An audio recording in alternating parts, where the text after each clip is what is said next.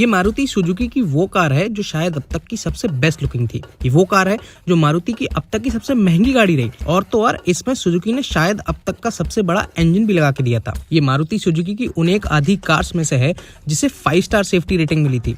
इतना तो ठीक था, मारुति सुजुकी ने इसे इतना बेहतरीन बना दिया था कि लोग इसे होंडा अकॉर्ड और स्कोडा सुपर्ब जैसी कार से कंपेयर करने लगे थे। जिस किजासी नाम का मतलब ही साइन ऑफ गुड थिंग्स हो, वो मारुति सुजुकी के लिए एक बहुत ही बड़ी गलती साबित हुई।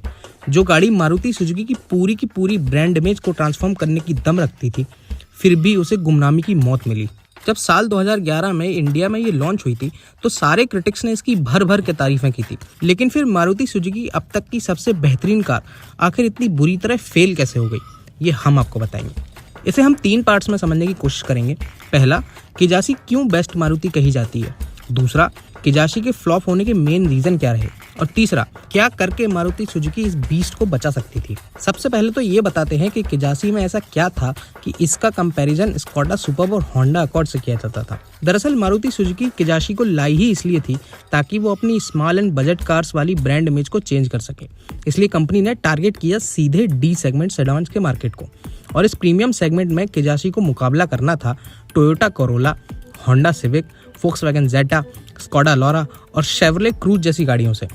लिहाजा मारुति ने इस गाड़ी में भर के फीचर्स डाल दिए, जैसे इसमें हीटेड एक्सटीरियर मिरर्स आते थे, रेन सेंसिंग वाइपर्स आते थे, डुअल टोन इंटीरियर था, आगे की दोनों सीट्स इलेक्ट्रिकली एडजस्टेड थी जो कि हीटेड भी थी, और तो और एम्बिएंट लाइटिंग और डुअल जोन क्लाइमेट कंट्रोल भी आता था। और अगर ये सब आपको कम लग रहा है तो ये ध्यान रहे कि मारुति ये सारे फीचर्स साल 2011 में दे रही थी। इस गाड़ी की सबसे बड़ी यूएसपी इसका इंजन भी था। किजासी में 2.4 लीटर का पेट्रोल इंजन आता था। आज के टाइम से कंपेयर करें तो अभी 25 लाख की रेंज में अधिकतर एसयूवीज और सेडान्स 2000 सीसी के इंजन से ऊपर नहीं जा पा रही हैं।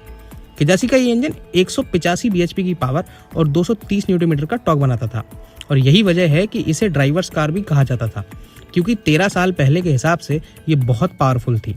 इतने तक तो ठीक था, मारुति सुजुकी ने किजासी में सेफ्टी पर भी पूरा जोर लगा दिया था।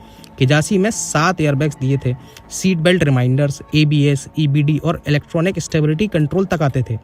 इतना ही नहीं, ट्रैक्शन कंट्रोल भी किजासी में मिलता था, और यही वजह है कि ये ANCAP टेस्टिंग में 5 स्टार सेफ्टी रेटिंग लेकर आई। लेकिन इतनी बेहतरीन किजासी का सेल्स चार्ट पर ये हाल था। इसके पीछे 2 मेन रीजंस हैं, प्राइसेस और माइलेज।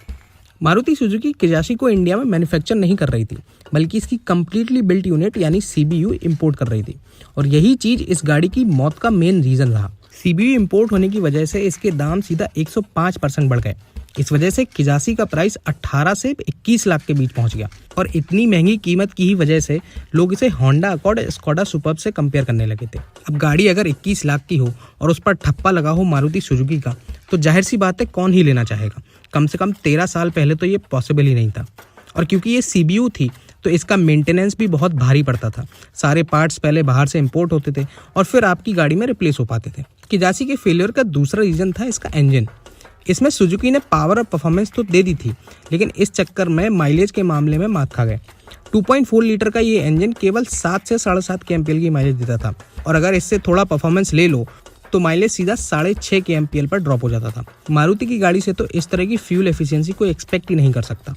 लेकिन मैं आपको बताता हूँ कि मारुति सुजुकी ऐसा क्या कर सकती थी कि किजासी जैसी बीस्ट आज भी जिंदा होती। सुजुकी इसके लिए 2 चीजें कर सकती थी। एक तो इसे थोड़ा लेट लॉन्च कर सकती थी, क्योंकि साल 2011 में जब किजासी को यहाँ लाया गया तब पूरी दुनिया में फाइनेंशियल क्राइसिस चल रहा था, और इस टाइम पर कोई इतनी महंगी कार पर इन्वेस्ट करना ही नहीं चाह रहा था, खास तौर पर अगर वो मारुति सुजुकी हो तो। दूसरा ये भी किया जा सकता था कि किजासी को CBU इंपोर्ट करने की बजाय अगर मारुति इसे इंडिया में ही मैन्युफैक्चर करती तो प्राइसेस में सीधा 7 से 8 लाख की कमी आ जाती, और फिर ये शायद वैल्यू फॉर मनी साबित होती। लेकिन ऐसा कुछ नहीं हुआ, और जब किजासी ग्लोबली फ्लॉप हो गई तो कंपनी ने साल 2016 में इसका प्रोडक्शन ही बंद कर दिया। अगर आपको ये वीडियो पसंद आया तो इसे प्लीज़ लाइक करें और चैनल को भी सब्सक्राइब कर सकते हैं।